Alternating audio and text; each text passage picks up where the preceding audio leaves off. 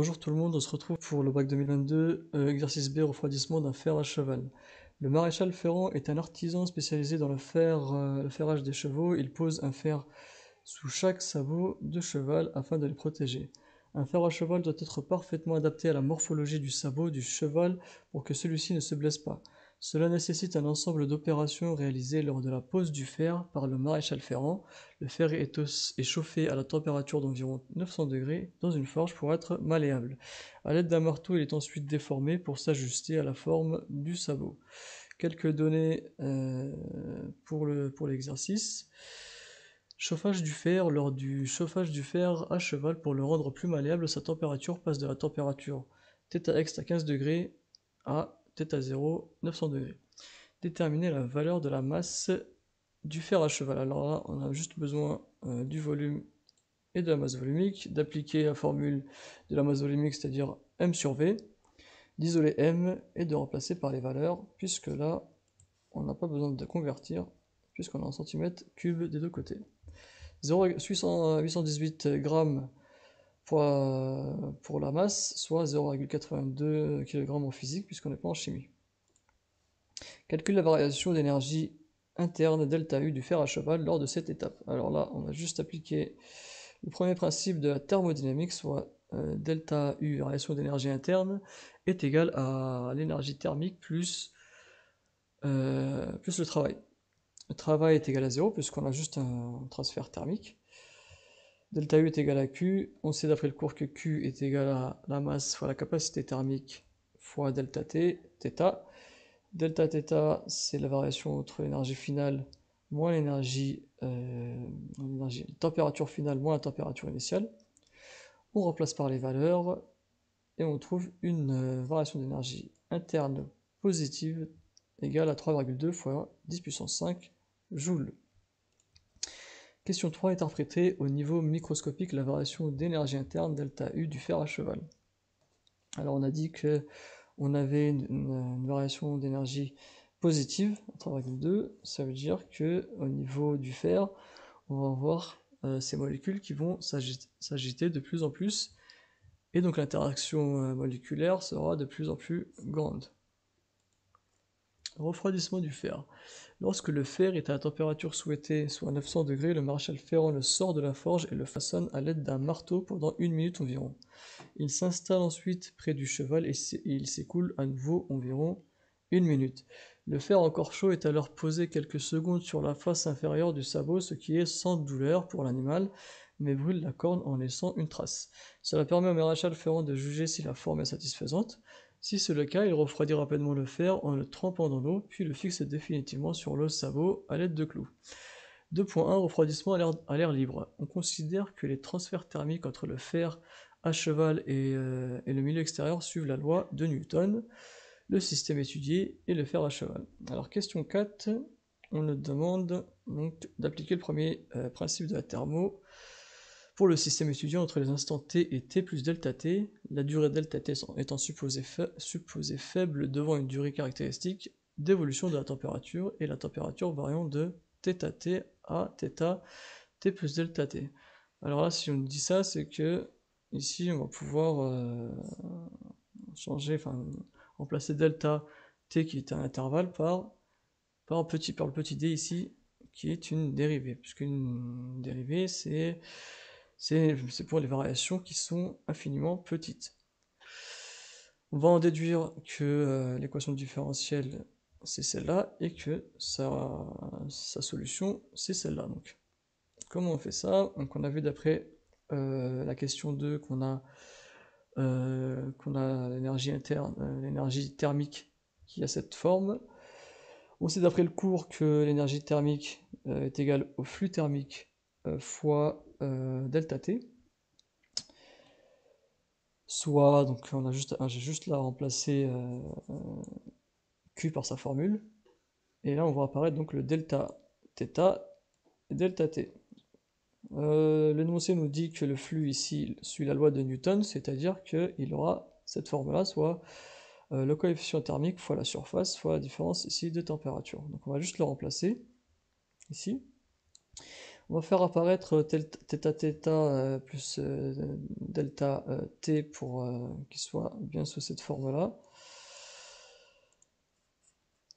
Voilà, et on obtient cette équation. Là, on a cette formule HS sur MC qui est en fait, d'après le énoncé, 1 sur tau. Donc on va juste remplacer par 1 sur tau et le distribuer à θ extérieur et θ. Donc θ, c'est la température qui va varier en fonction du temps. Donc on obtient cette forme-là.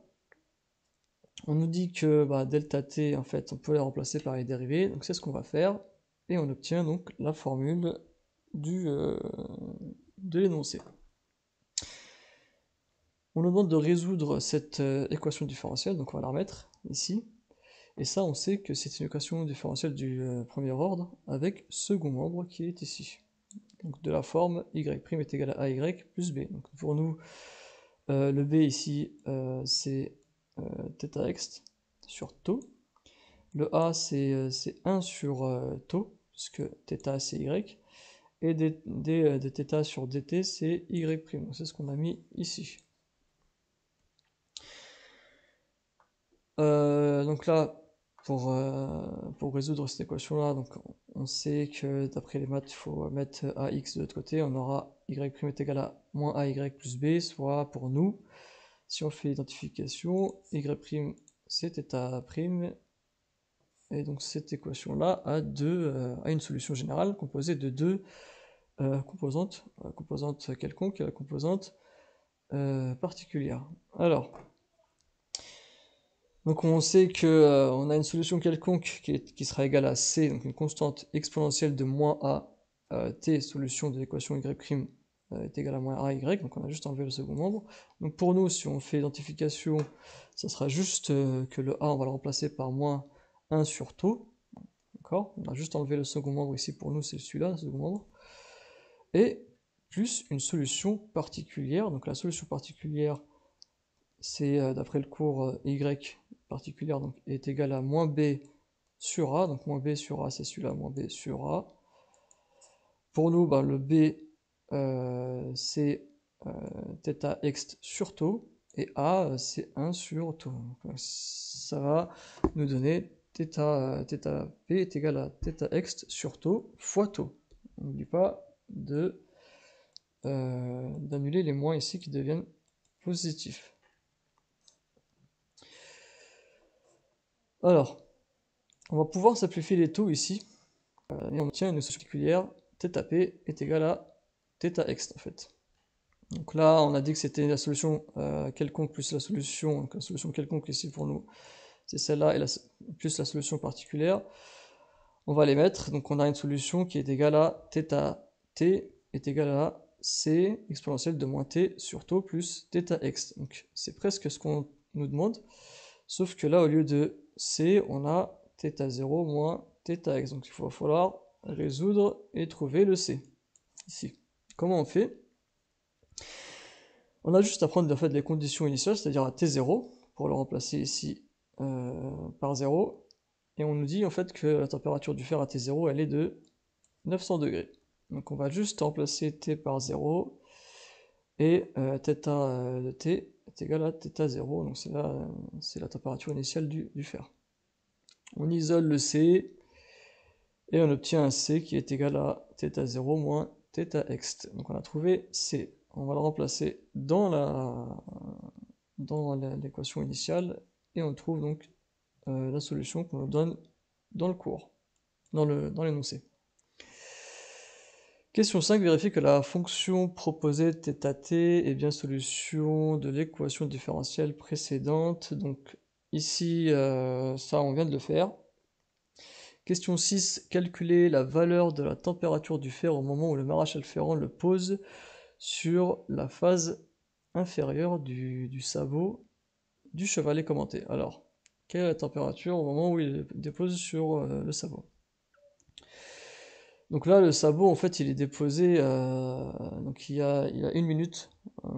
Donc si on revient sur l'énoncé, on a ici